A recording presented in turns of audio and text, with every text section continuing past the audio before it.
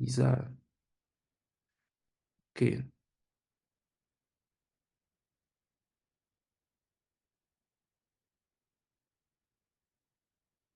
Je vais partager mon écran.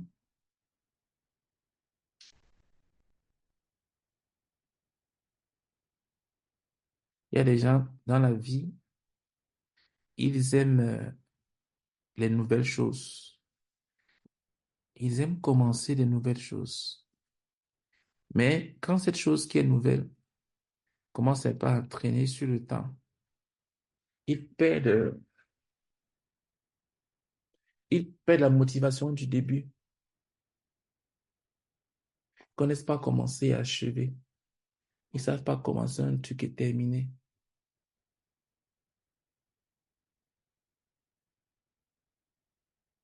Commencent un projet, ils ne vont pas jusqu'à la fin. Ils commencent une formation, ils ne l'achèvent pas. Ils commencent un livre, ils ne terminent pas. S'il te plaît, ne sois pas comme ça. Que la seule raison pour laquelle tu n'achèves pas quelque chose, c'est parce que tu sais que Dieu n'était pas avec toi dans cette histoire. Dieu n'est pas dedans. Donc, si tu es dans une relation ou bien dans un projet de péché, ne dis pas que il faut que j'achève ce que j'ai commencé. Non, arrête ça. Si tu es en train de lire un mauvais livre ou bien tu es engagé dans une mauvaise chose, arrête cette chose. Ne l'achève pas. Parce que peut-être le fait de l'achever va t'achever toi-même. Et arrête là.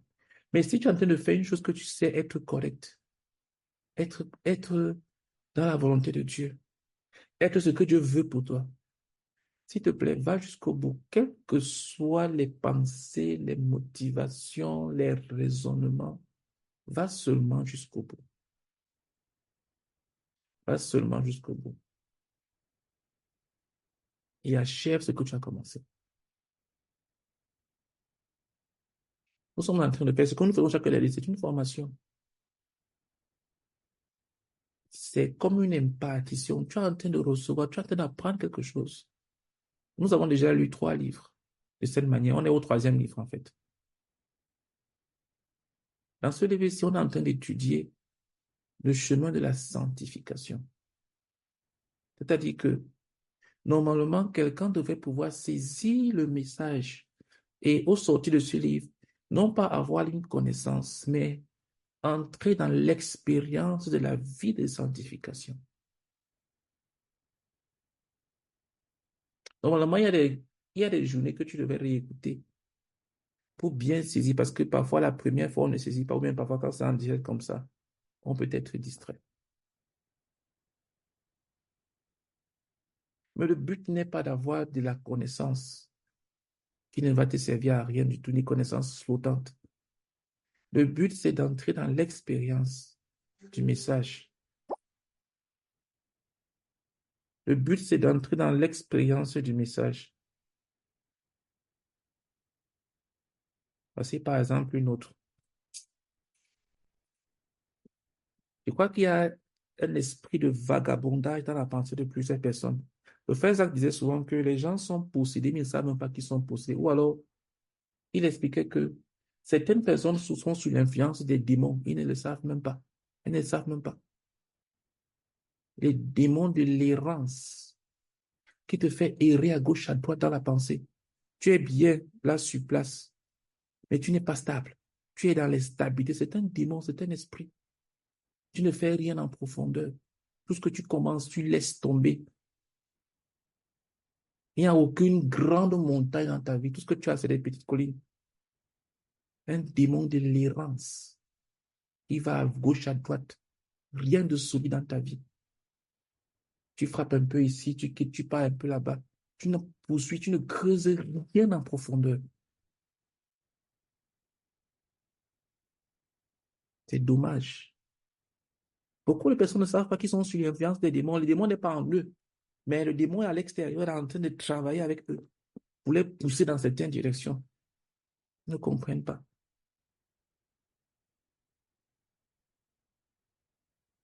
parce qu'ils ne sont pas enracinés dans la Bible. C'est le message que nous allons voir aujourd'hui. Vraiment, je prie afin que Dieu ouvre les yeux de ton cœur parce que jusqu'ici là, on a parlé de foi. Mais le message que nous allons voir aujourd'hui, c'est un message d'action. Il y a quelque chose que tu dois faire. C'est un peu comme quand on a prêché l'évangile, tu as accepté la parole de Dieu. Ici, là, tu as quelque chose à faire. Dans la prédication de l'évangile, dans la prédication du salut, on a dit qu'il faut se repentir de tous ses péchés. Et si tu ne t'es pas repenti de tous tes péchés, tu n'es pas sauvé. Si tu es venu à Jésus-Christ avec des péchés cachés dans le cœur, tu n'es pas sauvé. Tu n'es pas sauvé. Tu es encore perdu. Et ce n'est qu'une question de temps. Ça va se faire voir. Mais si tu te repentis de tous tes péchés et que tu as accepté Jésus-Christ dans ta vie comme ton Seigneur et ton Sauveur, tu es sauvé. Mais pour la sanctification, il y a quelque chose à faire. On a vu que la première chose dans la sanctification, c'est de savoir quoi?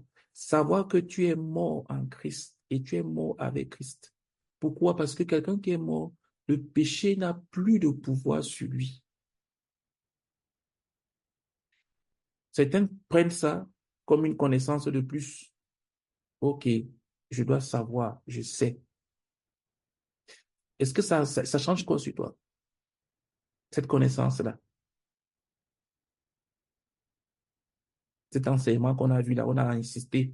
Il faut que tu saches que tu es mort en Christ, tu es mort avec Christ. Dieu t'a placé à la croix. Dis-moi, ça change quoi sur ta vie, pratiquement parlant? Ça a apporté quoi de nouveau? Qu'est-ce que ça produit de nouveau en toi? Ou bien tu as juste eu une connaissance une nouveauté? Parce que c'est la première chose qu'on a dit, que dans le chemin de la sanctification, il faut savoir il faut savoir que Dieu t'a placé en Christ. Tu es mort en ce qui concerne le péché. C'est quelque chose qui est déjà produit, c'est déjà passé, c'est déjà fait, c'est déjà établi. Le péché n'a aucun pouvoir sur toi parce que quand quelqu'un est un cadavre, on n'a aucun pouvoir sur lui. Tu le tapes, tu fais tout, il ne réagit pas, il ne répond pas. Les cadavres n'ont pas la haine, ils n'ont pas la rancœur, ils ne sont pas jaloux, ils ne sont pas impatients, ils ne pêchent pas. C'est pour ça qu'on a dit que le seul moyen de sortir de la puissance du péché, c'est pas la mort. Parce que tant que tu es vivant, le péché sera là pour te traiter. Et donc, on a vu que qu'est-ce que Dieu fait? Lorsque quelqu'un veut être délivré du péché, Dieu ne le rend pas plus fort, Dieu le rend plus faible. Et plus faible jusqu'à la mort. Et c'est la deuxième chose que nous avons vue, c'est que la deuxième étape, c'est se considérer. C'est-à-dire que je sais, maintenant, je me considère. Dis-moi, on a vu ça la semaine passée. Qu'est-ce que ça produit en toi? Est-ce que tu te considères comme étant mort au péché? Quand tu es confronté au péché, quand tu constates le péché dans ta vie, est-ce qu'au jour le jour, ça fait une semaine qu'on a vu ce chapitre, est-ce que tu te considères comme étant mort au péché? Ça signifie quelque chose pour toi pratiquement parlant. Est-ce que, est-ce que cela signifie quelque chose pour toi pratiquement parlant que tu es mort au péché et vivant pour Dieu en Jésus-Christ? Ça veut dire quoi? Quand tu es face à la tentation, ça veut dire quoi? Est-ce que tu continues à lutter avec le péché, à aimer le péché, ou alors tu proclames à chaque fois que tu es mort au péché et que tu es vivant pour Dieu en Jésus-Christ? Ou alors tu croises les poings et tu te places en position de combat pour pouvoir résister au péché. Commencer à prendre les résolutions à gauche, résolutions à droite.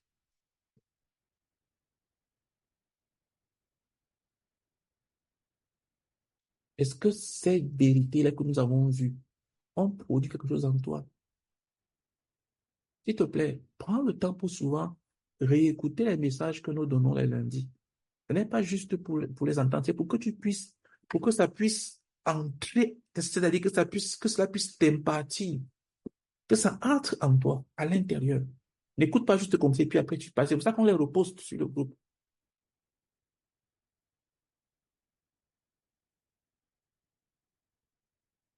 Prends le temps de les réécouter, jusqu'à ce que ça devienne vie à l'intérieur de toi.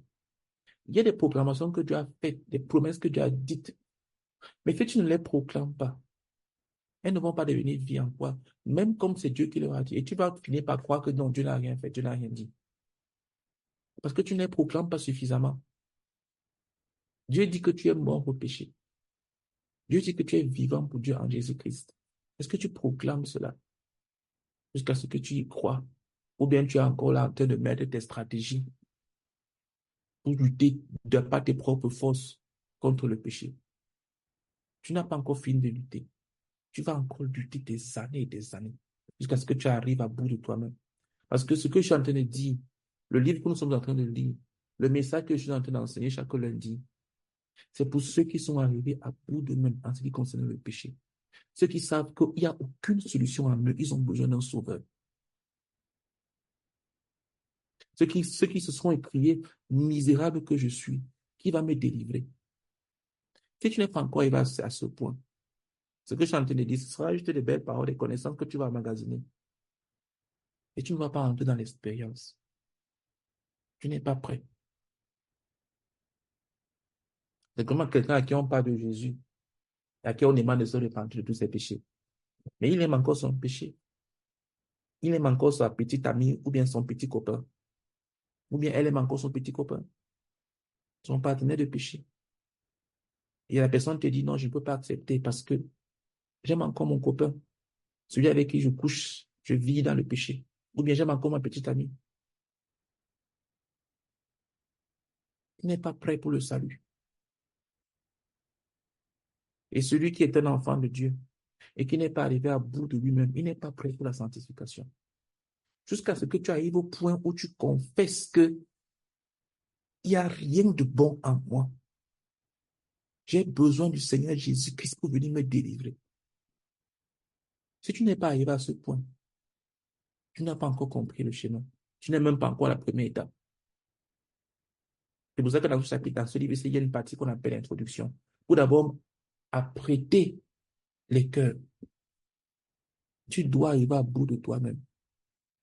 Si tu luttes encore avec le péché dans ta vie, il faut que tu arrives au point où tu dises que Seigneur Jésus, que je suis à bout de moi-même, viens me chercher. Je n'en peux plus. Arrête toutes les méthodes. Étape 1, étape 2, je suis à quelle étape? Crie juste au Seigneur Jésus de venir te sauver. Ça, c'est le début. Crie juste à lui. Si tu veux, ne te souviens pas de tout ce qu'on est en train de dire là. Crie juste au Seigneur Jésus-Christ. C'est lui notre méthode. Mais si tu es encore avec les résolutions, si tu penses que tu pêches parce que tu es faible, tu te trompes, tu pêches parce que tu es fort. Les gens qui pêchent et qui n'arrivent pas à se délivrer du péché, c'est pas parce qu'ils sont faibles, c'est parce qu'ils sont trop forts. Les enfants de Dieu qui pêchent, ce ne sont pas parce qu'ils sont faibles, c'est parce qu'ils sont forts. Ou alors parce qu'ils se croient forts. Je pêche pas parce que je suis faible. Je pêche parce que je me crois fort. Je pense que je peux me délivrer de moi-même. J'ai mes propres stratégies. Je cache, je vise dans les ténèbres. Il y a un domaine ténébreux de ma vie. Tu n'exposes pas. Satan est le prince des ténèbres. Ce que tu n'exposes pas et que tu gardes et que tu caches parce que tu te crois suffisamment fort pour gérer cela de toi-même. Tu as mis ça dans le domaine de Satan. C'est son royaume là-bas, ce qui est caché, ce qui est ténébreux. C'est son royaume. C'est-à-dire, c'est là où il y a la force, la puissance. Il va t'écraser. Ce n'est qu'une question. Il va t'écraser. Et ça va durer des années. Tu vas nager là à l'intérieur jusqu'à ce que tu arrives à bout de ton que tu dises que je ne peux pas m'en sortir. J'ai besoin d'aide. C'est là où tu vas commencer à voir la délivrance. Et là, maintenant, tu vas amener ça à la lumière en Jésus-Christ et tu vas exposer ça. Et tu vas simplement crier à un sauveur au lieu d'avoir des stratégies. Voilà les deux choses que nous avons vues. Et les deux choses-là ne demandent pas un acte particulier. Ça demande juste d'avoir la foi et d'accepter et de se considérer. Mais ce que nous allons voir ce soir sur la troisième chose qui consiste à s'abandonner, ça demande un acte. Ça demande quelque chose. Ça demande une inclinaison du cœur. Tu dois faire quelque chose. Parce que dans la vie chrétienne, il y a des choses que tu ne dois pas essayer de faire. Tu ne peux même pas faire. Que ce n'est que Dieu seul qui peut faire ça. Mais il y a des choses que Dieu ne fera pas à ta place. Tu vas pleurer, tu vas t'embrouiller, que ce soit par ignorance, que ce soit par mauvaise volonté, tout ce que tu veux. Dieu ne fera pas certaines choses, il ne fera pas à ta place. Des choses que tu ne connais pas, Dieu ne viendra pas t'apprendre ça à ta place. Parce que tu as refusé la connaissance. Tu as aimé l'ignorance. Tu as refusé d'étudier la Bible. Dieu ne t'enseignera pas ça. Ça ne va pas descendre du ciel comme ça, pas dans ta tête. Non. Les ignorants périssent parce qu'ils ne veulent pas lire, ils ne veulent pas étudier, ils ne veulent pas être enseignés. Donc, ce que nous allons voir aujourd'hui, c'est que ça te concerne. C'est-à-dire, c'est toi qui dois agir. Nous avons vu ce que Dieu a déjà fait. Dieu t'a pris, t'a placé en Jésus-Christ. Et il t'a placé sur la croix. Tu es mort avec Christ à la croix. Tu as été enseveli avec Christ. Et tu es ressuscité avec Christ. Ça, c'est Dieu qui l'a fait. Mais maintenant, tu le sais. Et tu te considères ainsi. Tu dois faire une troisième chose. Tu dois t'abandonner. On va voir ce que c'est que s'abandonner. À celui qui sait et qui se considère, entre parenthèses, comme la Bible demande de s'abandonner. Il est possible de se livrer, c'est-à-dire s'abandonner, à la mauvaise personne et aux mauvaises choses. Et il est possible de s'abandonner à la personne qu'il faut et aux choses qu'il faut. La Bible dit, ne savez-vous pas qu'en vous livrant à quelqu'un comme esclave pour lui obéir, vous êtes esclave de celui à qui vous obéissez, soit du péché qui conduit à la mort, soit de l'obéissance qui conduit à la justice.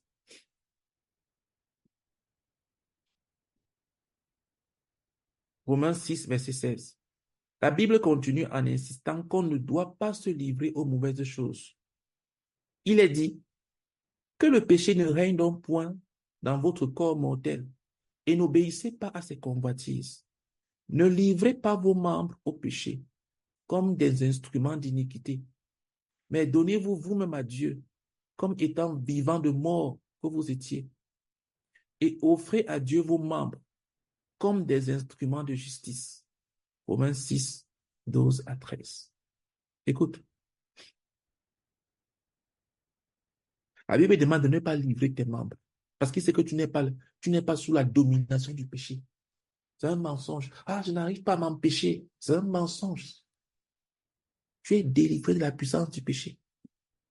Dieu t'a cloué à la croix avec Christ. Tu es mort au péché. Le péché n'a aucun pouvoir sur toi. Donc, quand la Bible dit de ne pas livrer tes membres au péché, tu as la puissance pour le faire. Ne dis pas que non, ça fait des années que je lutte. Je n'ai jamais réussi à m'en sortir. C'est un mensonge. Tu as la possibilité de dire non. Tu peux le faire. Tu peux le faire. Tu peux dire non au péché. Tu n'es pas obligé. Tu n'es pas obligé. Tu n'es pas comme un être programmé. Tu as l'Esprit de Dieu qui vit en toi. Tu peux dire non. C'est un mensonge de dire, ah vraiment, comment je vais faire? Je suis attaché. Écoute, ne livrez pas vos membres au péché. C'est-à-dire que c'est un ordre. Il n'est pas en train de dire que si vous pouvez, ne livrez pas vos membres. Il dit, ne livrez pas. C'est un ordre.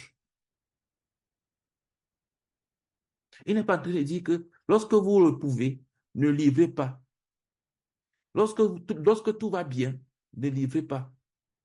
Lorsque vous êtes fort spirituellement, lorsque vous vous sentez spirituel, lorsque tout marche bien dans vos vies, ne livrez pas. C'est pas ce qu'il est en train de dire.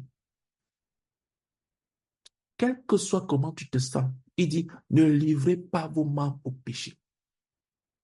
Quand tu commets le péché et que tu tombes en tentation, et après tu te lèves, tu commences à dire, c'est parce que j'étais faible, c'est parce que, tu trouves une justification au péché. Tu te trompes toi-même. Tu te séduis toi-même. C'est un mensonge. Le péché n'a aucun pouvoir sur toi. Tu es l'enfant de Dieu. Que Satan ne te trompe pas pour te dire que tu n'as pas le choix. C'est faux.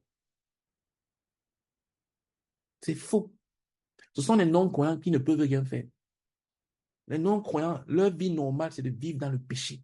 Un non-croyant qui ne pêche pas, c'est un non-croyant anormal. Mais toi, tu es un enfant de Dieu. Tu es mort vis-à-vis du péché. Le péché n'a aucun pouvoir sur toi. Mais tu es vivant pour Christ. Normalement, Christ doit régner dans ton cœur et dans ta vie.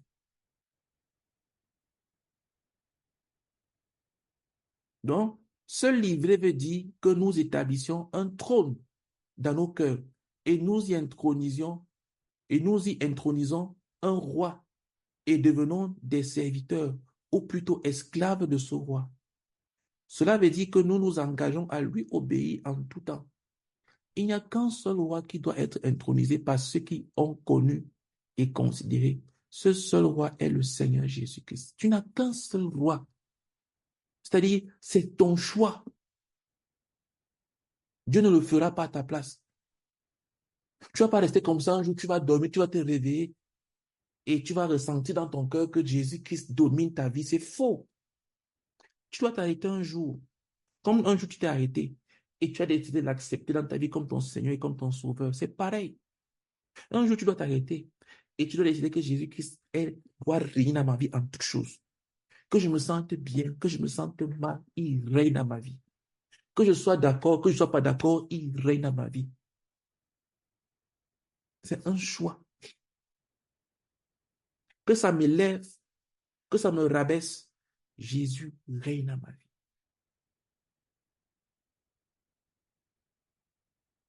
Dieu ne fera pas ça à ta place. Tu dois prendre la décision. Tu ne pourras jamais connaître la délivrance du péché sans connaître l'acte d'abandon à Dieu. Tu dois te livrer à Dieu. Tu dois te donner pleinement à lui. Parce qu'on a dit que c'est dans la position de Seigneur qu'il va te sauver.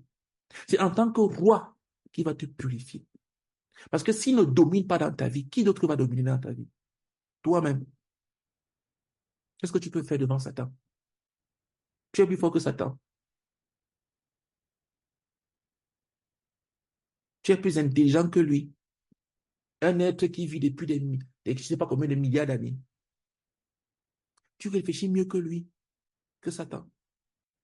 Tu penses que tu peux résister à ces tentations, ces ruses. Tu crois que tu peux faire ça avec ta sagesse, avec ta connaissance, avec ton cerveau. Tu penses, s'il te plaît, quitte sur le trône de ta vie. Laisse le Seigneur s'asseoir dessus et régner dans ta vie. Arrête tes stratégies bidons qui ne fonctionnent pas. Laisse le Seigneur te donner ses stratégies à lui. Toujours en train de planifier, toujours en train de réfléchir, toujours en train de tracer des méthodologies. Ça ne marche pas. Il a dit que sans moi, vous ne pouvez rien faire.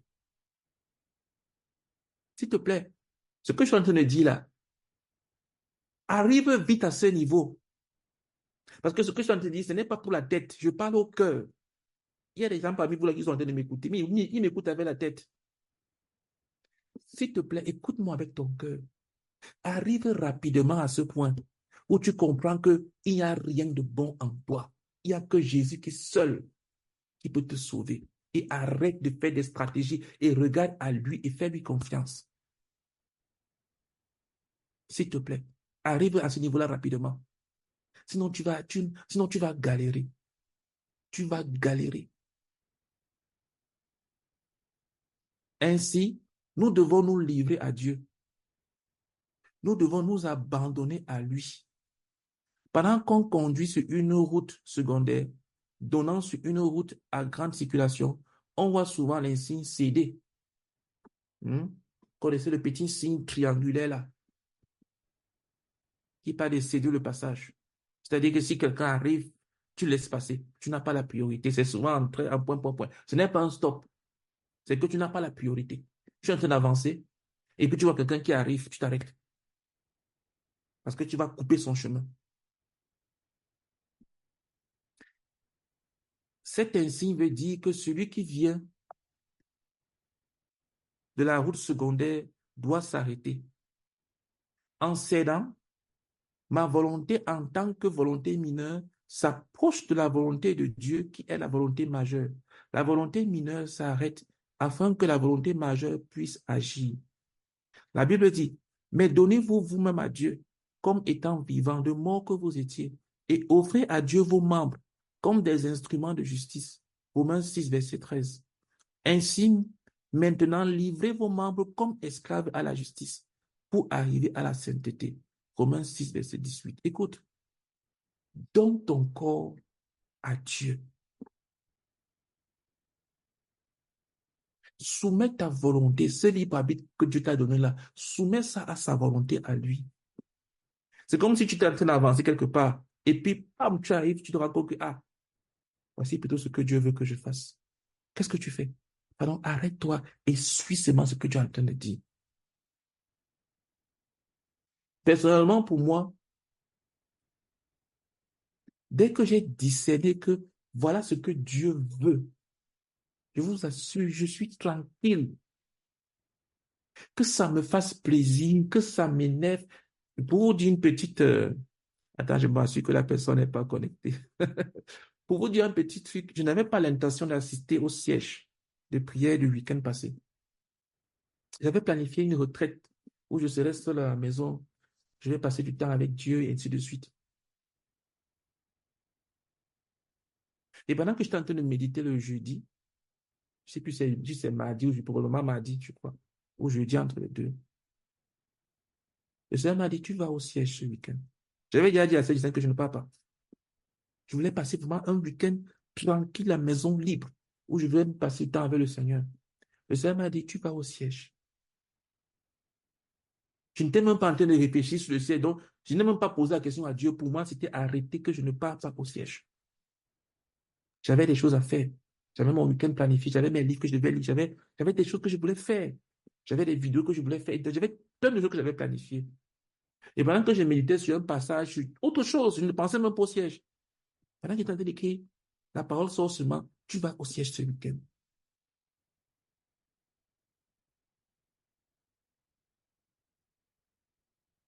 J'ai dit, OK. Dans mon cœur, j'ai dit, bon, comme c'est le Seigneur qui m'a dit, je vais obéir, je n'ai pas le choix. Parce que moi, dès que le Seigneur me dit un truc, je ne négocie pas. Que ça me plaise, que ça ne me plaise pas. Même si ça n'entre pas dans ce que j'avais planifié dans ma tête. Tant que je sais que c'est ce que Dieu m'a demandé de faire, ma tête est réglée dessus. Et mon cœur est réglé dessus. Donc, je dis, OK, je vais. Je suis parti voir le Seigneur, je lui ai dit que je pars au siège.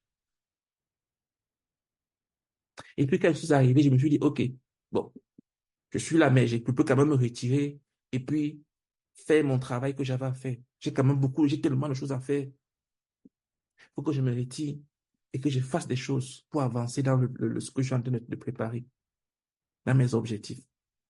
Et quand je suis parti méditer, elle m'a dit, non, tu peux assister au siège pleinement. Il m'a dit, tout ce que tu avais planifié là, laisse ça, va t'asseoir et tu assistes au siège pleinement. Et je suis revenu m'asseoir, assister au siège pleinement. S'il te plaît, si tu n'as pas réglé ton cœur à faire ce que Dieu demande de faire, si tu as ta propre volonté, tes propres pensées, je t'assure, tu vas vivre une vie chrétienne triste, misérable.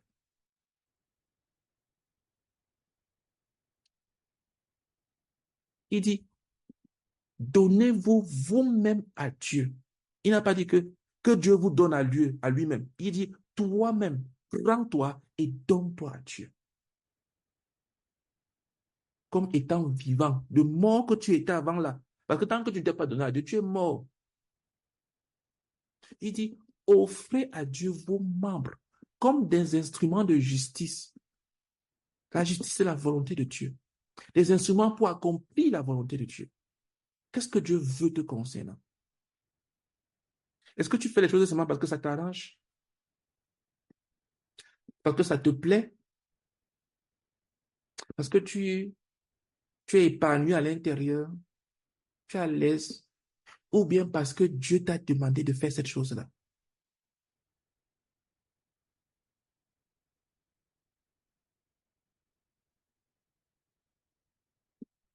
Ainsi, nous nous abandonnons à Dieu. Nous sommes séparés pour lui. Nous sommes mis à part pour lui, appartenir exclusivement et pour être utilisés exclusivement par lui. C'est là la signification de la sainteté, de la sanctification. Quiconque est mis, écoute bien, quiconque est mis à part en esprit, âme, corps, pour être la propriété exclusive de Dieu et pour être exclusivement utilisé par Dieu, est une personne sainte. La sainteté, c'est quoi? La sainteté, c'est quand j'appartiens en totalité à Dieu. Est-ce que vous avez vu ici là que les actes sont montés, les actes sont descendus? Les actes vont suivre. Mais pourquoi est-ce que Dieu dit que tu es saint? Pas parce que tu es une personne parfaite ou quoi que sans défaut, non. Mais parce qu'il sait que tu lui appartiens en totalité. Et comment? C'est toi qui t'es donné à lui. Tu as dit, Seigneur, me voici devant toi. Je me donne à toi. Je me livre à toi. Que je sois élevé, que je sois écrasé, mais je me livre à toi. Je me livre à toi. Que je sois regardé comme une humiliation, que je sois regardé comme une étoile, qu'on me rabaisse, qu'on m'élève, qu'on m'écrase, qu'on m'humilie, qu'on se moque de moi. Seigneur, je me donne à toi. Me voici, utilise-moi pleinement, utilise tout ce que j'ai. Il y a des gens que Dieu ne peut pas toucher leur argent. C'est-à-dire qu'ils ne touchent leur argent que quand c'est eux-mêmes qui décident. Mais Dieu n'a pas c'est-à-dire Dieu ne peut pas tousser pour dire que, OK, je veux que tu prennes cet argent pour aider tel de mes enfants. Dieu ne peut même pas leur parler comme ça parce que, il a dit, leur conscience est tellement attachée à leur argent, leur petit, misérable argent.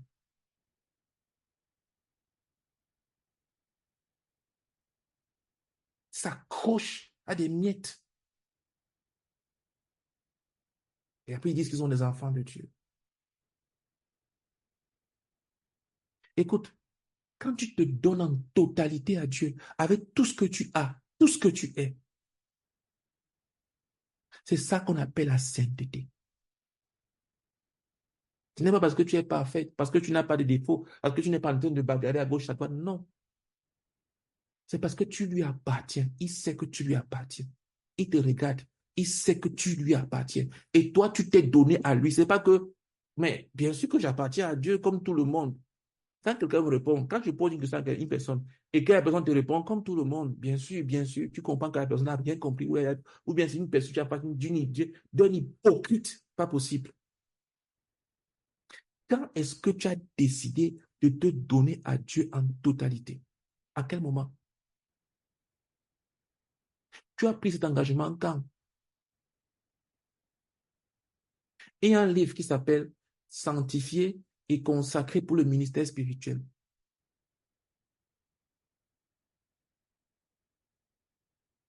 J'ai lu ce livre en 2005. Et quand j'ai lu ce livre-là, je me suis donné à Dieu totalement pour aller comme missionnaire. Je me suis dit, il faut que j'aille servir Dieu. Je ne voyais plus rien d'autre dans ma vie. J'avais l'impression que si je ne pars pas servir Dieu comme missionnaire, ma vie va juste s'arrêter. J'avais 21 ans. Mais je me voyais déjà comme étant en train de gâcher ma vie.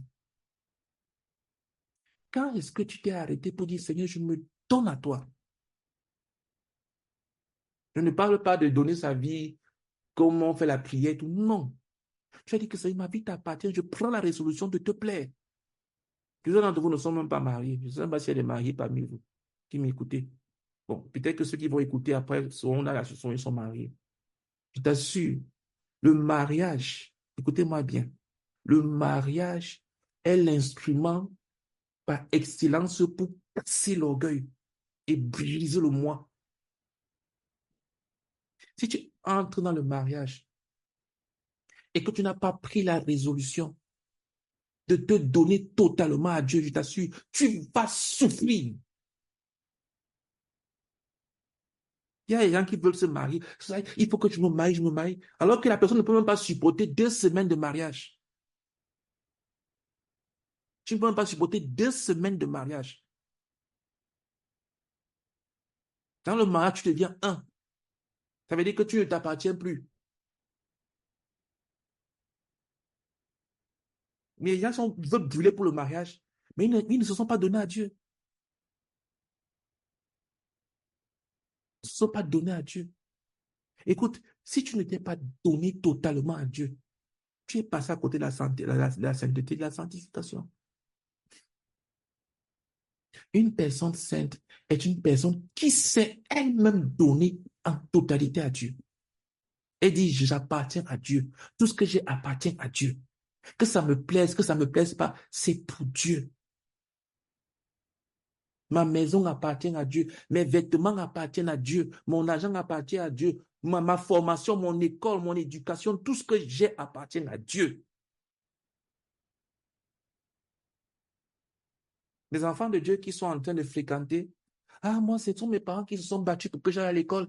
Vraiment, il faut que tout ce que j'ai, mes parents avant tout. Occupe-toi de tes parents. Très bien. Sois l'étoile de ta famille. Mais sache une chose, c'est que si tu ne t'es pas donné à Dieu, tu ne lui appartiens pas. Et quand on s'est donné à Dieu, c'est Dieu qui décide pour toutes choses. Je vous assure, vous ne pouvez pas savoir, je dis ça avec un pincement dans le cœur. Parce que ma mère est décédée, mais mon père est encore vivant. Il y a des choses que j'aurais tellement voulu faire pour lui. Mais tu as refusé, je vous assure. Et ça fait mal. Ça fait très mal, je vous assure. Ça fait mal. Où tu n'as même pas la liberté de faire certaines choses pour le parent. Parce que tu appartiens à Dieu. Tu ne peux pas le faire. Tu ne te donnes même pas la liberté sur ce que tu travailles. Même pour ton propre argent, tu ne peux pas le faire. Ce n'est pas une plaisanterie, je vous assure. Sois libre comme tu veux. Aie la liberté de faire ce que tu veux. Mais je t'assure, tu es passé à côté de la sanctification. Tu es passé à côté de la sanctification.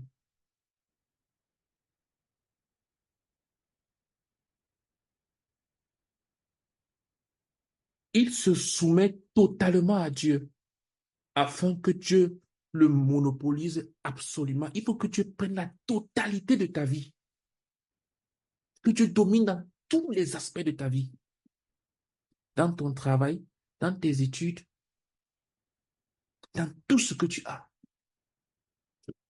dans tes relations. Dieu doit dominer dans tous les aspects de ta vie.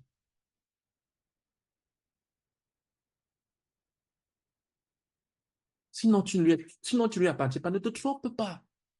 Tu ne lui appartiens pas. Et c'est ça la sanctification. Ce n'est pas d'avoir la tentation et puis tu résistes. Tu dis, ah, il faut pas que je tombe. Il faut pas. Écoute, tu es sanctifié autant que tu t'es donné à Dieu. Ce n'est pas autant que tu as réussi à résister, à passer un jour sans péché. Tu te trompes. Non, tu es séduit. Jusqu'à quel point tu appartiens à Dieu? Jusqu'à quel point tu t'es donné à Dieu? Jusqu'à quel point Dieu peut parler sur toi? Dieu peut dire quoi te concernant? Dans quel domaine? Si Dieu veut que tu sois ridiculisé, si Dieu veut que tu sois humilié, est-ce que tu vas l'accepter? Si Dieu veut que tu paraisses stupide, bête aux yeux des autres, Dieu veut que tu ne répondes pas, Dieu veut que tu ne te justifies pas, est-ce que tu vas l'accepter? Il faut que tu te défendes toujours, que tu aies toujours le dernier mot, que tu aies toujours raison. Vas-y. Mais sache que tu as renoncé à la sanctification. Tu vas vivre une vie chrétienne misérable, triste, sans saveur, sans sel, sans sucre, sans piment.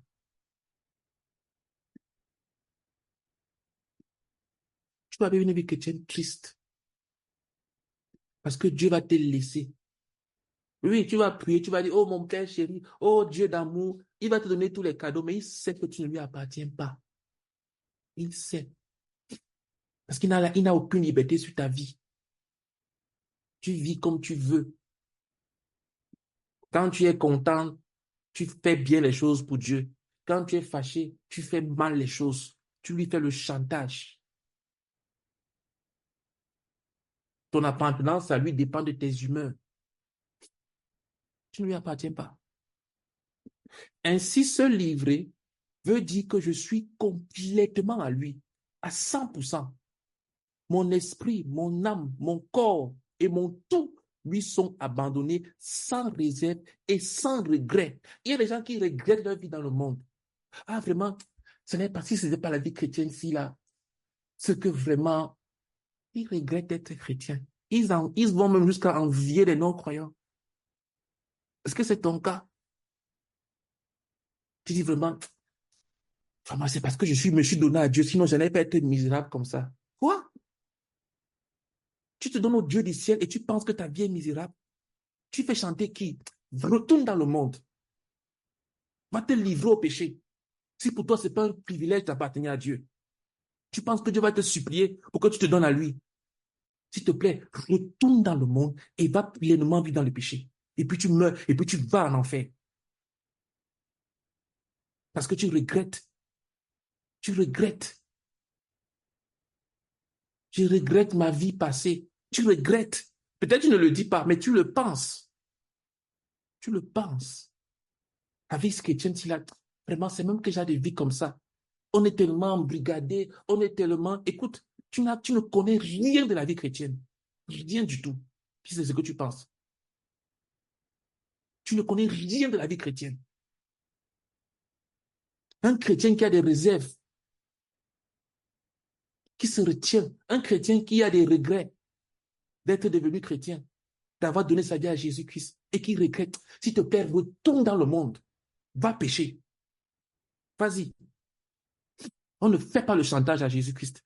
Quelqu'un est mort à la croix pour toi et tu ne crois pas que c'est un privilège de le suivre, de te donner à lui. Il faut qu'il te supplie.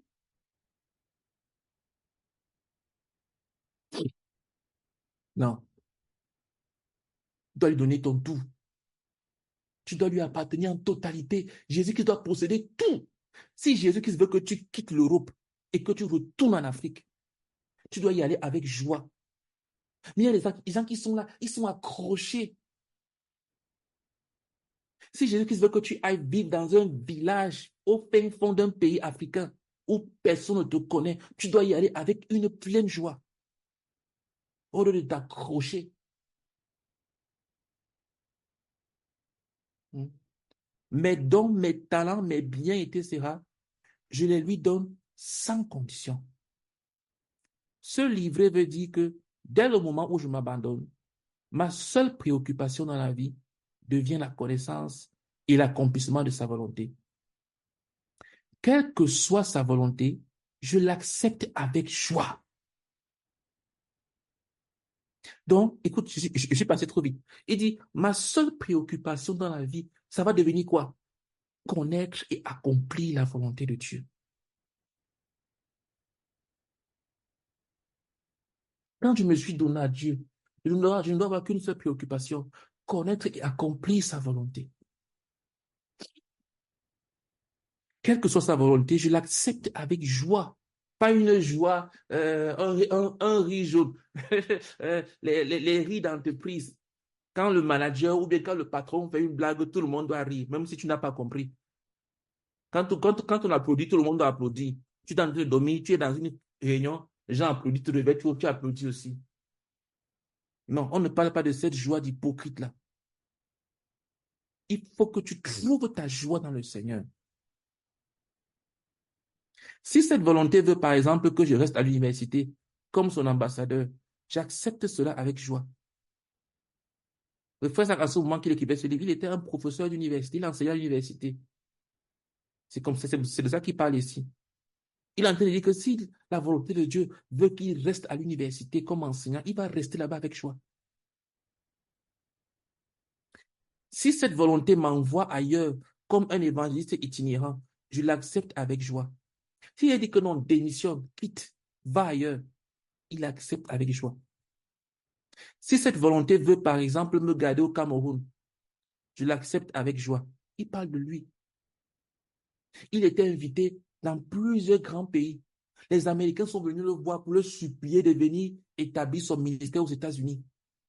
Lui montrer tout l'argent, lui dire qu'on finance tout ton ministère. Viens seulement, quitte le Cameroun, un pays pauvre. Viens aux États-Unis, commence ton ministère, on va tout financer. Il a dit non. Parce que ce n'était pas la volonté de Dieu. Si elle m'envoie dans un autre pays, je l'accepte avec joie et dis, oui, mon Seigneur. Si cette volonté fait de moi un ministre des multitudes du haut d'un pupitre, je l'accepte de bon cœur. Si d'autre part, cette volonté m'envoie sur une montagne pour y passer le reste de ma vie dans le ministère d'intercession, caché aux yeux des hommes, je l'accepte encore avec joie et sans réserve. Il y a des gens qui acceptent la volonté de Dieu que lorsque ça les expose. Ils ne peuvent pas travailler cachés. Non. Quand il y a des cérémonies, s'ils ne sont pas dans la salle, s'ils ne sont pas devant, ils sont insatisfaits. Ils ne peuvent pas être à la cuisine. Qui va les voir là-bas? Qui va voir le bel habit, le beau vêtement, comment est-ce qu'ils sont bien coiffés? On va voir ça où? Ils ne peuvent pas être des gens qui sont à l'accueil dehors, en train d'accueillir les gens. Non. Ils doivent être dans la salle, bien assis, bien au chaud. On les voit comme ils sont bien vêtus, bien habillés. Ou bien, ils doivent même être devant, parmi ceux qui parlent. Ils sont intéressés par les positions. Ce qui les intéresse, ce sont les positions.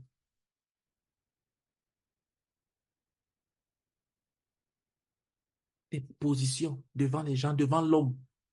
C'est la gloire qui vient des hommes qui les intéresse.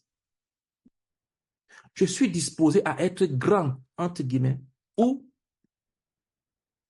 petit, entre guillemets. Je suis prêt à être connu ou inconnu. Est-ce que tu es prêt à être connu ou inconnu?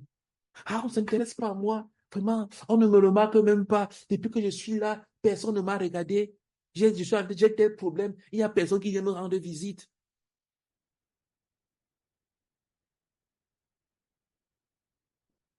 L'abandon veut dire que j'abandonne tous mes droits à détenir et à posséder quoi que ce soit. Je refuse de posséder quoi que ce soit. Je refuse de choisir. J'accepte d'être là où il me place. Je suis pleinement satisfait. À partir du moment où je sais que c'est sa volonté. On n'est pas en train de dire qu'il faut être paresseux. Tu vas dire, ah vraiment, Dieu m'a placé à ce poste-ci là comme balayeur de rue. Mais qui te dit que Dieu t'a pas passé là pour un temps et que Dieu veut que après tel temps que tu as tel niveau. Parce que Dieu est dynamique. Dieu avance. Dieu fait avancer les gens. Mais tu vas rester là tourner en rond et tu vas dire que non, on a enseigné qu'il faut être dans le contentement. Il faut accepter là où Dieu t'a placé. Écoute, rassure-toi que c'est ce que Dieu veut au moment où tu es en train d'y penser. Parce que ce que Dieu t'a dit il y a 5 ans et ce que Dieu te dit maintenant, qu'est-ce que Dieu veut? Si Dieu t'a dit que tu dois avoir une épargne de tel montant et après 10 ans, tu commences à dire que non, Dieu voulait que j'ai cette épargne-ci là. Est-ce que c'est la volonté de Dieu? Est-ce que je ne veux pas que l'épargne-là soit multipliée par 10, par 20, par 30? Ou bien Dieu t'a dit que je veux que tu aies tel diplôme. Ou bien je veux que tu aies tel emploi. Quand tu t'as demandé de faire une chose, tu dois poursuivre et faire cette chose-là. La vie chrétienne, ce n'est pas de se dire, OK, je suis arrivé à tel niveau, c'est bon là. Non. Et ne me comprenez pas mal. J'insiste sur le fait que Dieu t'a dit. On n'est pas en train de dire, d'encourager les gens à avoir des ambitions mondaines. Non. On est en train de dire que tu dois accepter ce que Dieu te dit. Et il faut que ce que Dieu t'a dit soit frais. Que ce ne soit pas du réchauffé de l'ancien. Non. La manne tombait chaque jour et on ne la gardait pas. Il fallait se nourrir chaque matin de la nouvelle manne. Ce que Dieu t'a dit hier, tu dois écouter ce que Dieu te dit aujourd'hui. Donc, tu dois accepter d'être là où il te place. Cet endroit peut être confortable ou inconfortable, satisfaisant ou insatisfaisant. Il peut être bon ou mauvais aux yeux des hommes. Je ne me soucie pas de ces considérations. Je pose seulement une seule question. Est-ce que c'est la volonté de Dieu? Si la réponse est oui, alors le problème est résolu. Je dois m'y soumettre et l'accomplir avec joie. J'ai une seule question à me poser. Est-ce que Seigneur, tu veux que je sois là où je suis? Comme ce week-end, je me suis posé la question. Et mon cœur était au repos. 2 fois, j'ai eu des personnes qui m'ont invité à participer à une réunion. J'ai invité. Je suis parti l'installer, puis je suis parti de là. À 2 reprises.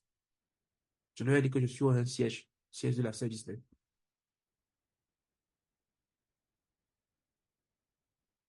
Qu'est-ce que Dieu veut? Écoute, quand ton cœur veut réellement plaire à Dieu, tu vas entendre Dieu clairement. Pourquoi est-ce que la voix de Dieu est floue? C'est parce qu'on ne veut pas plaire à Dieu. Pourquoi est-ce que tu as du mal à discerner ce que Dieu veut pour toi?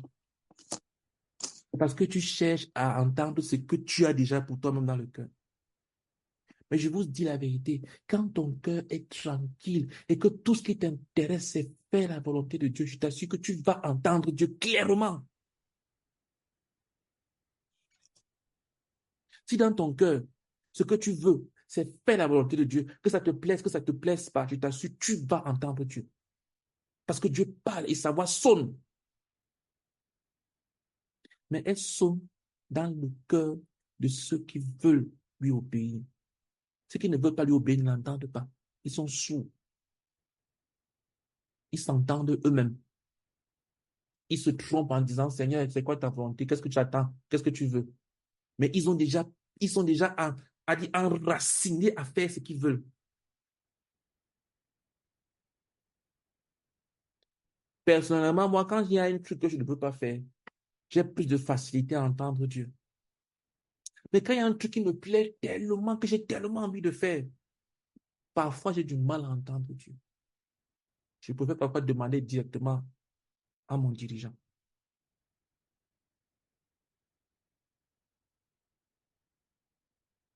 S'il te plaît, rassure-toi juste d'une chose. Quelle est la volonté de mon Père? Quelle est la volonté de mon Père? Est-ce que je suis là où il veut que je sois? Le rendez-vous, si là. Est-ce que je suis là où il veut que je sois? Là où je suis en train d'aller là, est-ce que Dieu veut que je fasse ça?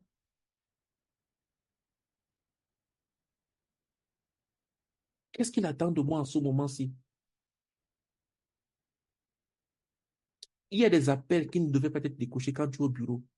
Parce que Dieu s'attend à ce que tu sois en train de bosser, de travailler. Et toi, tu passes des appels, tu passes sur les réseaux sociaux, tu passes sur WhatsApp, tu fais des trucs. Tu ne demandes pas que Seigneur, est-ce qu'en ce moment-ci même tu es d'accord avec ce que je suis en train d'écrire là, de faire? Ça ne te traverse même pas l'esprit. Parce que si tu poses ta question, tu vas entendre comment ça va. Dieu va crier, non, je ne suis pas d'accord. Dépose ton téléphone, concentre-toi et travaille. Mais tu ne demandes pas, tu ne poses pas ces questions-là. Tu te dis parce que je fais un truc spirituel, donc forcément Dieu est d'accord. Dieu n'est pas d'accord. Si tu es au bureau et que tu ouvres ta Bible pour lire, Dieu est contre cela, c'est un péché. Si tu es au bureau et que tu passes ton temps à prêcher l'évangile, mais tu ne travailles pas, tu ne produis rien, tu es en train de commettre un péché. Tu parles d'un Dieu que tu ne connais pas.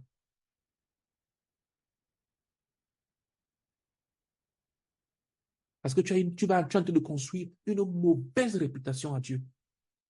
Que les enfants de Dieu sont des paresseux. Tout ce qu'ils savent faire, c'est parler de Dieu, mais ils sont nuls au travail. Ils ne produisent rien. Voilà le message que tu prêches. Tu ouvres ta grosse Bible au bureau, et tu ne produis rien du tout.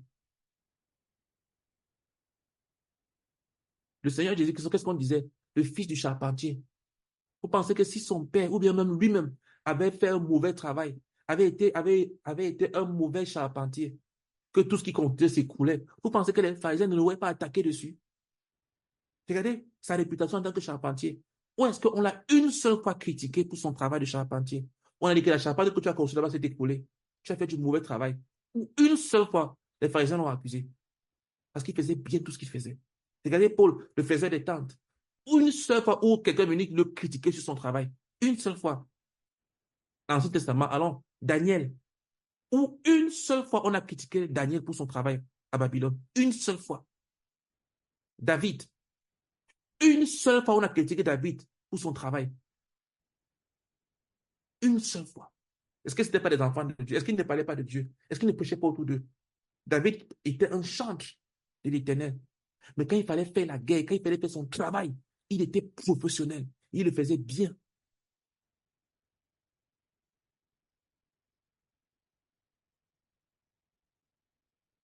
Est-ce que c'est la volonté de Dieu ce que tu es en train de faire en ce moment précis? Qu'est-ce que Dieu veut que je fasse? Si je ne suis pas en train de faire la volonté de Dieu en ce moment précis, quel que soit ce que je fais, je suis en train de commettre un péché. Je suis en train de pécher. Je pêche en le faisant. Pourquoi? Parce que ce n'est pas la volonté de Dieu. Donc, c'est un péché. Parce que le péché, c'est quoi? Le péché, c'est faire ce que Dieu ne veut pas que tu fasses. Appelle ça comme tu veux, c'est un péché. C'est ce que être esclave veut dire. Prenons l'exemple de mon boy. Boy, ça signifie domestique. Il est mon serviteur et non mon esclave. Il peut me dire aujourd'hui, c'est fini, je ne te servirai plus. Il démissionne. Dès ce moment, je ne peux plus le forcer à rester. Il est libre. Il peut faire ce qu'il veut. Il peut s'en aller. Mais s'il était mon esclave, il n'aurait jamais de choix. Il me servirait toujours. Il mettrait de côté sa propre volonté. Il me servirait quand je suis dur. Il me servirait aussi quand je suis bon et tendre. L'esclave n'a qu'une seule volonté agissant en lui, la volonté du maître. S'il te plaît, est-ce que tu veux être un esclave du Seigneur Jésus-Christ? Quand on dit esclave, on voit ça en termes de péjoratif. Mais qu'est-ce que le Seigneur nous a annoncé? Il a dit que celui qui est le plus grand, le premier, c'est celui qui se comporte comme un esclave pour les autres. Même quand il va mal, même quand il est triste, même quand il est au sommet des problèmes. Mais quand les autres viennent le voir, il ne leur dit pas que moi aussi j'ai des problèmes. Moi aussi, tu sais pas que moi aussi je souffre. Moi aussi j'étais sur de suite. Non. Quand les autres viennent le voir, lui poser ses problèmes, il les écoute, il prie avec eux, il les fortifie, il les encourage. Et il ne déverse pas aussi ses problèmes sur lui, sur eux. Il est un esclave. Il ne dit pas que non, non, non. Je ne suis pas disponible pour le moment. Reviens plus tard parce que moi-même, je me sens pas d'abord bien. Laisse-moi d'abord bien me sentir. Est-ce qu'un esclave dit à son maître que je vais d'abord bien me sentir? Non. C'est pour ça qu'il est le plus grand, le premier. Parce qu'il pense d'abord aux autres. Quand tu es un esclave, tu as mis fin à ta volonté. Ta volonté, c'est de faire la volonté de quelqu'un d'autre. Ta volonté, c'est de faire la volonté de quelqu'un d'autre. Et je vous assure, c'est un chemin de grandeur, vous n'avez pas idée. Quand tu deviens esclave de quelqu'un qui marche, qui suit le Seigneur,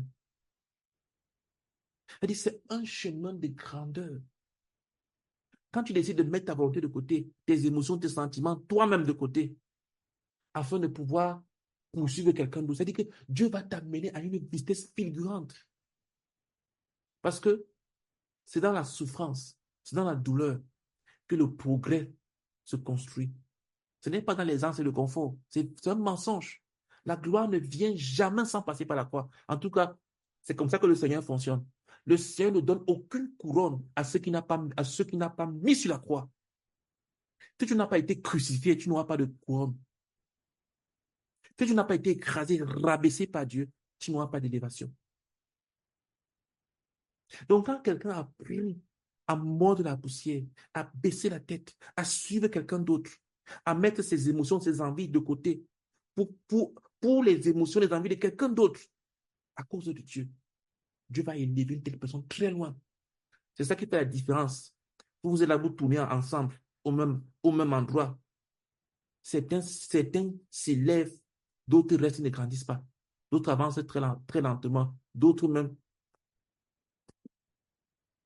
ils meurent.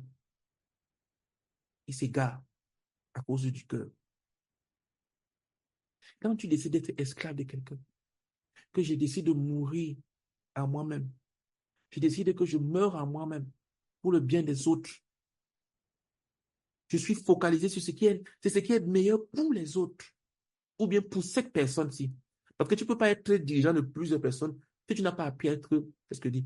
Tu ne peux pas être le serviteur de plusieurs personnes ou l'esclave de plusieurs personnes si tu n'as pas appris à être l'esclave d'une personne. Tu ne peux pas aider beaucoup de gens si tu n'as pas appris à aider une personne. C'est un mensonge. C'est un mensonge.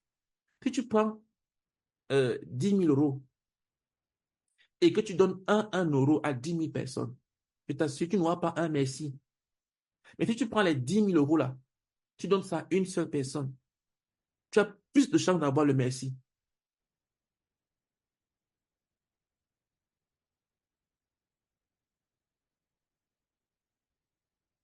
S'il te plaît, que Satan ne te trompe pas. Le chemin de l'élévation passe par la croix. Quand je me rabaisse, j'accepte. C'est-à-dire, ce n'est pas que la personne me domine. Ce n'est pas que la personne m'a montré qu'elle me dépasse. Parce qu'il y a des gens qui se rabaissent parce qu'on leur a cloué le bec. Ils n'ont pas le choix. Ils ont compris qu'on les dépasse. Ce n'est pas de ça que je parle. Un tel rabaissement n'est que de la sagesse. C'est normal. Ce n'est pas de ça que je parle. Je dis quand tu vois que quelqu'un est plus faible que toi, mais tu acceptes de le servir. Hein? J'étais en train de de réfléchir aujourd'hui sur, sur l'exercice du pouvoir. Quand Dieu t'a donné le pouvoir sur certaines personnes, c'est-à-dire, tu as la capacité d'aider ou de ne pas aider, d'élever ou de rabaisser. Tu peux faire du bien comme tu peux faire du mal parce que Dieu t'a donné le pouvoir. C'est une chose dangereuse. C'est une chose dangereuse. Si tu te sers de ton pouvoir que tu as, parce que sur un frère ou une sœur qui est en défaillance, parce que tu es au-dessus, pour l'écraser et non pour l'aider, tu vas rencontrer Dieu. Le pouvoir que Dieu nous a donné, ce sont des capacitations pour pouvoir aider les autres, les plus faibles, et non pour les écraser, dominer sur eux. Donc, quand tu te rabaisses devant quelqu'un qui te dépasse parce il a plus de pouvoir sur toi, c'est pas de ça que je parle. Je parle de la capacité de se rabaisser devant quelqu'un qui est plus bas que toi, de le servir, de l'élever, de l'honorer, de le respecter. C'est de ça que je parle. Ça, ça produit l'élévation. Ça donne des couronnes. L'esclave n'a qu'une seule volonté, la volonté de son maître. En nous soumettant comme des esclaves du Seigneur, nous devenons des esclaves de la justice. Romains 6, verset 18. Nous sommes esclaves de Dieu. Romains 6, verset 22. Notre récompense, c'est la sanctification qui est le privilège spécial de servir exclusivement le Seigneur et de lui appartenir exclusivement. C'est cela l'esclavage. Mais quel esclavage merveilleux. C'est l'esclavage qui s'achève dans la vie éternelle. Quand je suis esclave de Dieu, c'est-à-dire quoi? C'est-à-dire que tout ce qui compte pour moi, c'est faire la volonté de mon Père. Que je comprenne, que je ne comprenne pas, que je sois glorifié ou bien méprisé. Le Seigneur Jésus-Christ marchait sur la terre. Quelqu'un qui était exalté au ciel, devant les anges qui se prosternaient devant lui. Il marchait sur la terre comme un simple homme. Des mécréants, des hommes de rien les méprisaient, l'insultaient. C'était un homme craché sur lui. Il a répondu à qui? Il s'est justifié. Il a frappé quelqu'un pour dire que tu sais qui je suis. Est-ce que tu me connais même? Tu sais qui je suis? Attends, je vais te montrer qui je suis. Papa, envoie-moi juste un seul Gabriel ici, là. Qui voit Gabriel, qui comprenne qui je suis. Qui comprenne que le Gabriel, là, c'est mon serviteur. Les gardes du corps de Daniel, dans l'Ancien Testament, la Bible dit que quand ils ont vu Gabriel, ils ont pissé sur eux-mêmes. Ils ont fui. Daniel lui mit là devant, il était là comme mort. Hmm. Jésus ouais, peut dire ça, que je pas appeler ce man Gabriel qui n'est même pas un ange de combat, c'est un ange de communication. Je n'ose même pas appeler Michel. Parce que si Michel arrive et que juste la simple vue de Michel, vous allez vous écrouler. Il n'a pas appelé Michel, l'archange Michel. Il était là. Alors que tous ces anges sont ses serviteurs qui se couchent devant Jésus quand il marchait au ciel. Mais il a vécu comme un simple homme devant des créatures. C'est ça qu'on appelle être esclave. Pourquoi il le faisait? Parce qu'il voulait accomplir la volonté de son Père. Quand tu es un esclave, c'est comme ça. Nous avons vu une chose à propos de s'abandonner. Nous avons vu que la parole de Dieu demande que nous soumettions nos corps. Nous devons préciser clairement quels corps doivent être soumis. Car si je dois soumettre mon corps, je dois clairement savoir de quel corps il s'agit. Est-ce mon ancien corps, celui que j'ai hérité d'Adam? S'agit-il de cet ancien corps rempli et lié par le péché, par la désobéissance et la rébellion? Non. Ce corps ancien a été soumis à Christ dans la mort. Dieu ne veut pas l'avoir dans son service. Ce n'est pas ton corps de péché. C'est-à-dire que ce ne sont pas tes anciens, tes capacités naturelles que Dieu attend.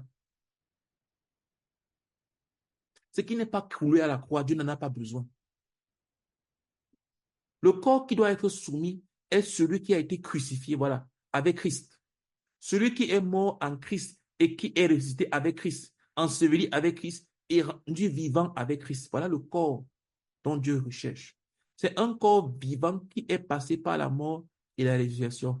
Même les choses que je lui apporte à 100%, sans rien retenir, doivent être des choses qui sont passées par la mort et ont été rendues vivantes à travers la résurrection. Les choses que la croix est passée par là. Écoute, comment est-ce que je sais que la croix est passée par quelque chose? La douleur, la souffrance.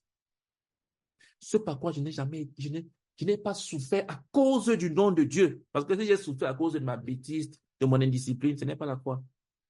La croix, c'est la mort à cause de Jésus-Christ. Ce que tu supportes à cause du nom de Dieu, c'est ça qu'on appelle la croix. Le mépris que tu supportes à cause du nom de Dieu, c'est la croix.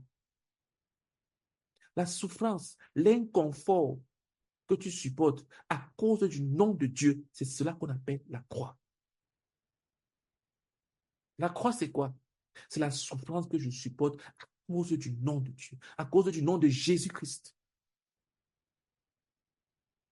Donc, ce que j'ai, les talents, les dons, tout ce que j'ai, si ce n'est pas passé par la croix, c'est-à-dire quoi? C'est-à-dire que si je n'ai pas été blessé à cause du nom de Jésus-Christ, Dieu ne peut pas utiliser ces dons et ces talents-là. Quelqu'un qui sait bien parler, un bon parleur, il est éloquent, il sait bien s'exprimer. Écoute, le jour où tu vas passer par la croix, tu vas bégayer comme Moïse. Tu vas bégayer comme Moïse. On va te dire que parle, tu vas dire que je ne sais pas parler. Parce que Dieu va t'apprendre l'humilité. Dieu va t'enseigner à être humble.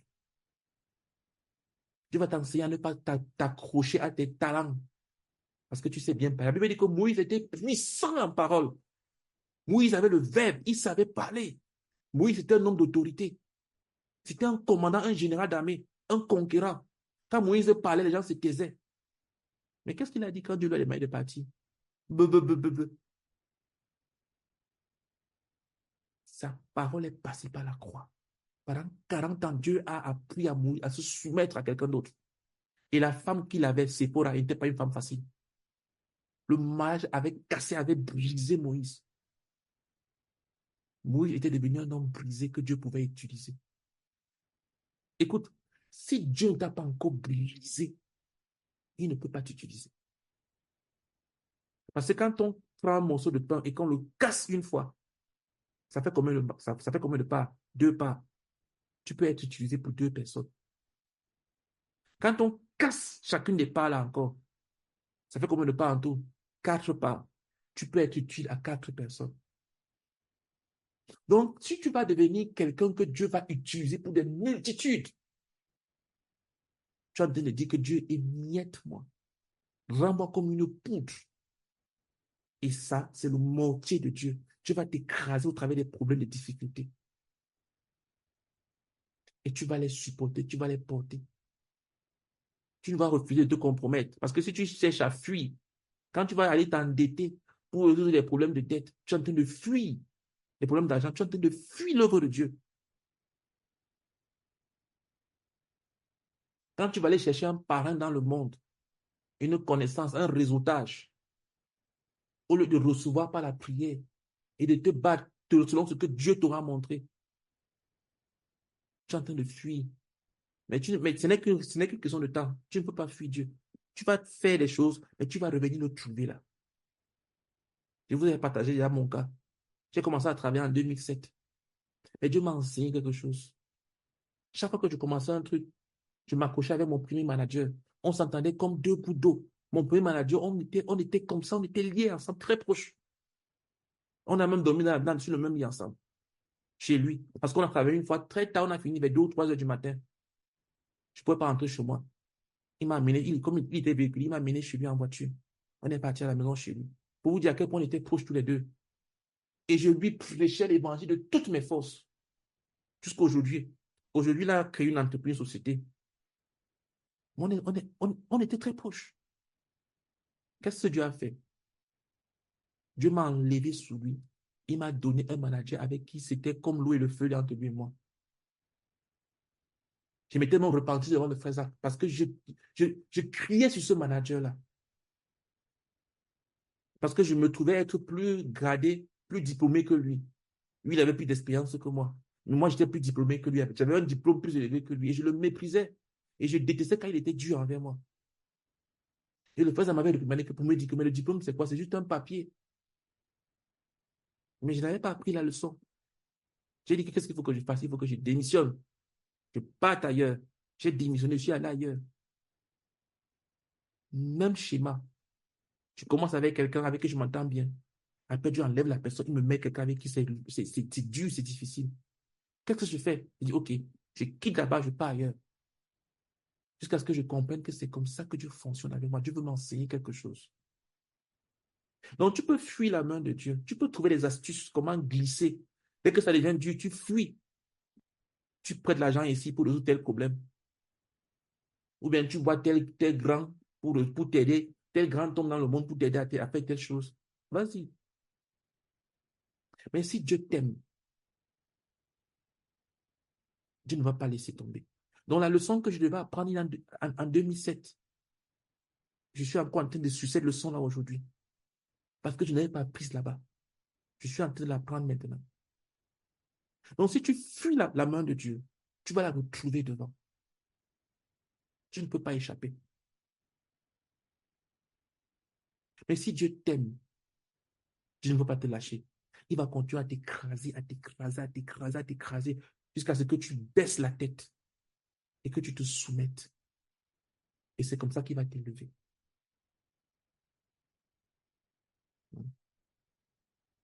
Donc, Dieu ne peut pas se servir des choses qui ne sont pas passées par la croix. Tes dons et tes talents, toutes tes grandes choses que tu as apprises à l'école, dans le monde. Sache que si un jour Dieu va les utiliser, il va d'abord te casser en plusieurs morceaux au travers des problèmes, des brisements de cœur. Tu vas couler des larmes afin que Dieu puisse t'utiliser. Il n'y a que Satan qui dit que prosterne-toi devant moi et je vais te donner toute la gloire de ce monde. Voilà comment Satan fonctionne. Tu te prosternes devant lui. De quelle façon? Tu mens, tu te compromets, tu triches, tu fais les trucs à gauche, à droite pour obtenir les élévations, les promotions. Ça, c'est le chemin de Satan. Le chemin de Dieu, c'est quoi? Tu meurs à la croix. Tu passes par la souffrance avant d'atteindre l'élévation. C'est pour cette raison que nous ne pouvons juste pas consacrer des dons naturels, des habiletés naturelles, des talents naturels, la sagesse naturelle, etc. Ne dis pas que non, moi depuis que je suis petit, je sais toujours faire ça. Ne pense pas que parce que tu sais faire ça, tu seras utile pour Dieu. Tu peux être très bien dans l'informatique. Mais quand il s'agit de faire les choses de Dieu, ça ne marche pas. Tu t'assois devant un ordinateur, on te demande de faire. Je ne vais pas te donner des exemples pour que certaines personnes ne se sentent pas visées. On te dit de faire un travail pour le Seigneur. Et tout est connaissances informatiques ne marche pas. Tu n'as aucune motivation, aucune envie, rien. Ce que tu fais ne donne pas. Pourquoi? Parce que ça n'a pas été brisé. Tu te crois encore, tu te crois tellement grand. Tu ne vois pas que c'est un privilège de servir le Seigneur. Il faut qu'on te supplie, il faut qu'on crie derrière toi, il faut qu'on te fasse la cour, il faut on s'écrase devant toi pour que tu puisses venir appuyer sur un bouton. Des talents non brisés, tu ne s'en sais pas. Dieu va te mettre de côté. Quand Dieu t'a brisé sur un don, un talent qu'il t'a donné, tu vas voir que c'est un privilège de le servir. Fais jusqu'ici, tu n'as pas vu ça. C'est parce que Dieu ne t'a pas encore frappé. Ou bien tu n'as pas encore compris que Dieu est en train de te frapper. Parce que quand Dieu t'a te frappé, je t'assure, tu verras que c'est un privilège de le servir. Tu vas supplier pour le servir. Tu vas supplier pour faire la cuisine. Tu vas supplier pour faire des courses. Tu vas supplier pour donner ton argent. Quand tu trouves que c'est un privilège que tu accordes aux gens de donner ton argent pour l'œuvre de Dieu, c'est parce que ton argent n'appartient pas à Dieu. Si ça lui appartenait, tu allais crier que Seigneur, pardon. L'argent, c'est pour toi. Pardon, prends même le tout. Prends tout, Seigneur. C'est lui qui va dire, hey, stop, stop, stop. Je prends tout et toi-même, tu vas vivre comment? C'est-à-dire que c'est Dieu qui va te retenir même. Mais quand tu n'as pas été brisé par Dieu, quand tu n'as pas été frappé par Dieu, quand tu n'as pas pris l'humilité, quand tu n'es pas passé par la croix, tu vas croire que tu fais un privilège au frère. Tu accordes un privilège au frère. Tu fais un privilège à Dieu. Ça, c'est la vie des personnes non brisées. Hmm. Ceci nous a été donné par Dieu en tant que créateur et étant en nous comme ils étaient en Adam, ne peuvent pas juste être mis dans l'œuvre de la nouvelle création. Non. Tu ne peux pas juste utiliser ce que Dieu t'a donné en tant que créateur et qu'il a donné à tous les non-croyants. C'est pour ça que l'argent des non-croyants ne peut pas être utilisé pour le salut. Il y a des pasteurs qui prennent l'argent des non-croyants. Non. L'argent des non-croyants peut être utilisé pour une œuvre caritative. Si l'Église, par exemple, fait des dons aux, aux pauvres, si l'Église, par exemple, fait des dons, peut-être aux hôpitaux, quelqu'un qui n'est pas vraiment un croyant, mais qui est juste quelqu'un de généreux, il peut faire aussi un don. Mais quand il s'agit de prêcher l'évangile pour gagner des âmes, on ne prend pas l'argent de celui qui n'a pas donné sa vie à Jésus-Christ.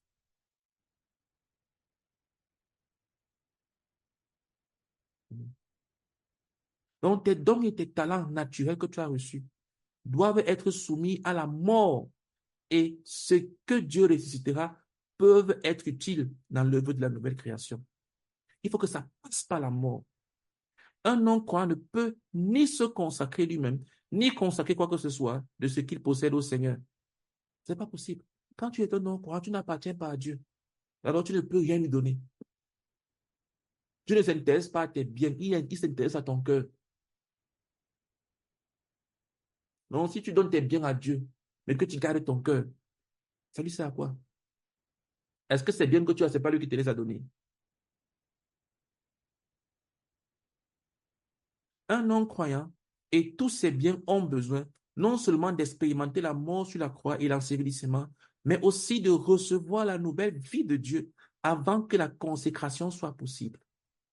Ainsi, tout vrai service est déterminé par Dieu, car le vrai service est précédé par la résurrection. Et seul Dieu peut accorder la vie de résurrection. S'il te plaît, avant de vouloir faire quelque chose pour Dieu, rassure-toi que tu t'es donné totalement à Dieu. Afin que Dieu puisse te dire que arrête ce que tu fais là, je ne suis pas dedans. Ah, vraiment, moi, je vais être chanteur pour l'éternel. Je vais chanter pour le Seigneur. Non, tu veux te faire voir en disant le nom de Dieu. Pas que tu veux chanter pour, tu veux te faire voir. Parce que si tu voulais chanter pour le Seigneur, tu devais chanter même seul dans ta chambre. Mais si la seule condition pour toi de chanter, c'est que tu sois devant les gens. C'est pas pour le Seigneur. C'est pour toi, tu veux te faire voir. Quelqu'un qui dit qu'il veut être chanteur pour l'Éternel. Il devait nous montrer les chants qu'il a chantés seul dans sa chambre et tout le temps. Mais si la seule fois où la personne veut chanter, c'est quand il est devant la personne devant les gens. C'est un menteur. Il ment. On va s'arrêter là. Donc, la semaine prochaine, on verra l'acte d'abandon, proprement dit, avec la prière et tout ce qu'il faut faire. Euh, S'il vous plaît, voilà ce qu'il faut comprendre. La sanctification qui n'est pas enracinée dans une appartenance totale au Seigneur Jésus-Christ, c'est une fausse sanctification. Tu ne peux pas, ça ne va pas marcher. Ce n'est pas une affaire de résolution. Non, tu dois te donner à Jésus-Christ en totalité et lui appartenir exclusivement, de sorte que il ait la pleine liberté sur toi. Si ce n'est pas le cas, écoute-moi bien, si ce n'est pas le cas, tu ne peux pas connaître la sanctification. Tu vas finir ta vie en luttant avec le péché. Et tu as une vie chrétienne triste, malheureuse. Une vie chrétienne d'hypocrisie. Une vie chrétienne de... Tu ne seras jamais vraiment pleinement dans la joie. Parce que tu seras toujours en train de te demander, ah vraiment, parce qu'un enfant de Dieu, le péché va le rendre misérable. Un enfant de Dieu, le péché va enlever sa joie. On ne pense pas que tu vas les traiter du temps avec le péché comme ça toute ta vie et être heureux. Non, c'est faux. Mais si tu te donnes en totalité à Jésus-Christ et que tu lui appartiens en exclusivité, je t'assure, tu vas connaître la sanctification. Cette histoire de lutter avec le péché, ce ne sera même pas une question pour toi, le péché. Tu ne seras même pas connecté au péché. Vous pensez que Jésus, quand il se levait le matin, il se demandait qu'est-ce qu'il faut qu'il ne pêche pas? Non. Est-ce que notre Seigneur marchait dans la rue en se posant la question de savoir, oh, il ne faut pas que je gagne une femme, il ne faut pas que je gagne une femme, il ne faut pas qu'une femme me tente, il ne faut pas, il ne faut pas. Vous pensez que le Seigneur Jésus marchait comme ça dans la rue? Non. Quand tu es donné totalement à Jésus-Christ, quand tu lui appartiens en totalité, tu n'es pas focalisé sur le péché, tu es focalisé sur celui à qui tu appartiens. OK. Euh, Pardon, prions, on va juste prier, juste deux sujets. Et puis, s'il y a des questions, on va les répondre. Sinon, on va se voir la semaine prochaine. Pardon, prie pour que Dieu t'accorde la grâce et la faveur de voir que c'est un privilège de se donner, d'appartenir en totalité à Jésus-Christ. C'est un privilège. Puis que Dieu ouvre tes yeux, que tu vois que ce n'est pas une faveur, Dieu ne doit pas te supplier. Mais plus que Dieu ouvre tes yeux afin que tu puisses voir que Dieu t'a élevé, Dieu t'a exalté. C'est un privilège pour toi de te donner en totalité à Dieu. Plus que Dieu ouvre tes yeux, prions ensemble. Seigneur, je prie, Je Père, prie afin que que tu tu ouvres ouvres mes les yeux. yeux. Seigneur, s'il te plaît, ouvre les yeux. Ouvre les Ouvre yeux de chacun de nous, Seigneur, afin que nous voyons, que nous voyons, Seigneur, que chacun de nous nous voit. un privilège, Que c'est c'est un un privilège, oh Seigneur, de te servir. de t'appartenir Ouvre en les yeux de chacun de nous, que nous voyons que c'est un privilège au nom puissant d'appartenir. de Christ. Si nous ne te sommes, si nous ne t'appartenons pas, Seigneur, à qui allons-nous appartenir? Seigneur, s'il te plaît, ouvre les yeux de chacun de nous. Que nous voyons ça, que nous comprenions ça, que nous sachions cela. Oh Père, s'il te plaît, que nous languissions de te servir. S'il te plaît, Seigneur, au nom de Jésus-Christ. Amen. Amen. Euh, Pardon, prie afin que tu ouvres tes yeux pour voir que Dieu t'aime pleinement. Parce que, pourquoi je dis ça? Ne dis pas rapidement que tu comprends. Parce que si tu sais et que Dieu a ouvert, que tu as compris que non, Dieu m'aime pleinement, putain, si tu ne vas pas hésiter à tomber totalement dans ses bras, à lui faire confiance. Pourquoi est-ce qu'on a peur de faire confiance aux gens? Parce qu'on doute de leur amour. On se demande, mais si je fais confiance à la personne, est-ce que la personne ne va pas me trahir? Est-ce que si je m'expose, je ne vais pas le regretter? S'il te plaît, sache que Dieu t'aime pleinement. Il veut pleinement ton bien. Il n'y a pas un homme sur terre qui veut plus ton bien que Dieu. Ça n'existe pas. Il n'y en a pas un seul. S'il y a quelqu'un à qui tu dois totalement te donner, c'est à Dieu, c'est à Jésus-Christ. Il a prouvé en mourant à la croix pour toi. S'il te plaît, pourquoi tu hésistes? Pourquoi tu peux penser que si je le fais, Je suis en train de gâcher ma vie. Si tu sais que en ce moment, c'est tout ce que je suis en train de faire, c'est la volonté de Dieu. Et ce Dieu-là veut mon bien. Donc, ça veut dire que c'est ce qu'il veut pour moi. Quand je suis caché là, c'est ce que Dieu veut pour moi. Et il veut mon bien. Comme Dieu m'a envoyé dans cette rue-ci là, cachée, personne ne me voit. C'est ce que Dieu veut pour moi. Il veut mon bien. Comme Dieu me dit de me soumettre, d'accepter les insultes, les injures, c'est ce que Dieu veut pour moi. Il veut mon bien. Et je sais qu'il m'aime. Il n'est pas en train de me tendre un piège. Pour que quand je vais arriver à 40 ans, à 50 ans, à 60 ans, que je regrette de l'avoir suivi. Je dis vraiment, pendant que les autres étaient en train de faire des plans, des stratégies, moi j'étais là en train de chercher seulement Dieu, chercher seulement Dieu. Qu'est-ce que Dieu veut pour moi? Qu'est-ce que Dieu veut pour moi? Aujourd'hui, je regrette. C'est un mensonge de Satan. C'est un mensonge de Satan. Je t'assure. J'ai cru, j'ai marché avec Dieu. Ça fait 20 ans. Cette année, ça va faire 21 ans. J'ai vu des gens, quand on commençait, on était ensemble. Maintenant que j'étais en train de m'engager à servir le Seigneur, j'ai vu certains qui se sont engagés à chercher l'argent, des camarades de classe. Aujourd'hui, ils sont comme des misérables. Et pourtant, ils ont beaucoup d'argent. Mais ils ne sont pas heureux. J'en ai vu. Je vous assure, on ne regrette jamais de s'être donné à Dieu, jamais. Alors, prie que Dieu ouvre, que tu vois qu'il t'aime pleinement, afin que tu puisses tomber pleinement dans ses bras et lui faire confiance. Prions ensemble. Seigneur, je prie, Père éternel, s'il te plaît, Seigneur, ouvre mes yeux. Comment de voir, Seigneur, que tu m'aimes. Oh, Seigneur, ouvre mes yeux, comprendre. Seigneur, que tu m'aimes, que tu m'aimes. Et je prie afin que tu ouvres mes yeux de chacun de nous. Seigneur, Père, de chacun de nous de voir que tu l'aimes en particulier, que tu l'aimes lui en particulier. Oh, Seigneur, s'il te plaît, Père, au nom de Jésus-Christ, Amen. Amen. Et c'est ce que le Seigneur Jésus-Christ a dit. Il a dit que le Père aime le Fils. Et tout ce que le Père fait, il montre au Fils. Donc le Seigneur Jésus-Christ faisait toutes ces choses parce qu'il savait que le Père l'aimait. Si tu fais un truc pour un maître, que tu sais que ce maître ne t'aime pas, comment est-ce que tu vas faire ces choses en te protégeant? On dit quoi? En protégeant tes arrières. En mettant tes yeux dans plusieurs paniers. Mais quand tu sais que Jésus-Christ m'aime pleinement, franchement, de quoi est-ce que j'aurais crainte? J'aurais crainte d'une seule chose, de ne pas faire sa volonté. Je ne suis pas en train de dire que tu ne vas pas te tromper. Tu peux te tromper en croyant que parfois faire la volonté de Dieu. Mais je t'assure, si dans ton cœur, c'est la volonté de Dieu que tu veux réellement faire, tu vas le trouver. Tu pourras tituber, te tromper parfois. Mais si dans ton cœur, ce que tu recherches, c'est vraiment plaire à Dieu, je t'assure que tu vas trouver Dieu. Pourquoi est-ce qu'ils ne trouvent pas Dieu? Parce que ce n'est pas la volonté de Dieu qu'ils recherchent. Ils se cherchent eux-mêmes en se servant de Dieu. Ils veulent ses bénédictions. Ils veulent ce qu'il apporte. Mais ce n'est pas Dieu qu'ils veulent.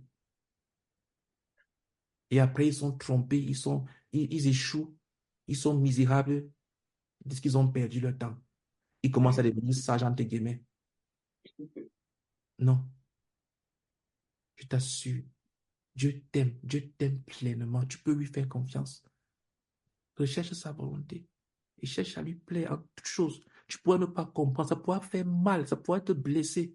Mais si tu sais que c'est ce qu'il veut, s'il te plaît, obéis. Si tu sais que c'est ça qu'il attend de toi, fais-le. Les gens pourraient ne pas te comprendre, tu pourrais ne même pas avoir des explications, tu pourrais ne même pas avoir les mots pour te justifier, tu pourrais ne même pas savoir comment expliquer. Mais tu sais juste une chose, c'est ce que Dieu veut. S'il te plaît, fais-le. Fais-le. Tu ne le regretteras jamais. Amen. Est-ce qu'il y a une ou deux questions? Sinon, on va s'arrêter. OK. Il n'y a pas de questions. Gloire à Dieu. Amen. Bénissons le Seigneur pour le partage d'aujourd'hui. La semaine prochaine, on va voir l'acte d'abandon. C'est-à-dire que là, je vous ai expliqué la nécessité. Maintenant, on va voir pratiquement comment est-ce qu'on s'abandonne à Dieu. Comment est-ce qu'on entre dans cela pour que tu puisses faire cela et que tu puisses y donner une date, un point de départ.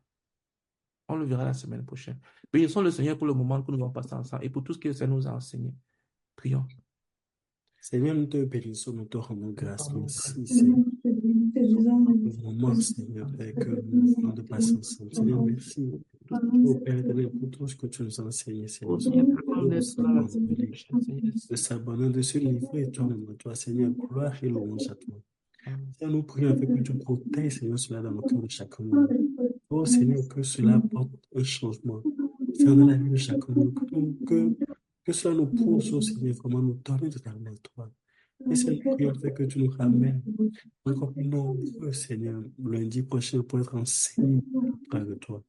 S'il te plaît, au Père, par Jésus-Christ. Amen. Amen. Amen.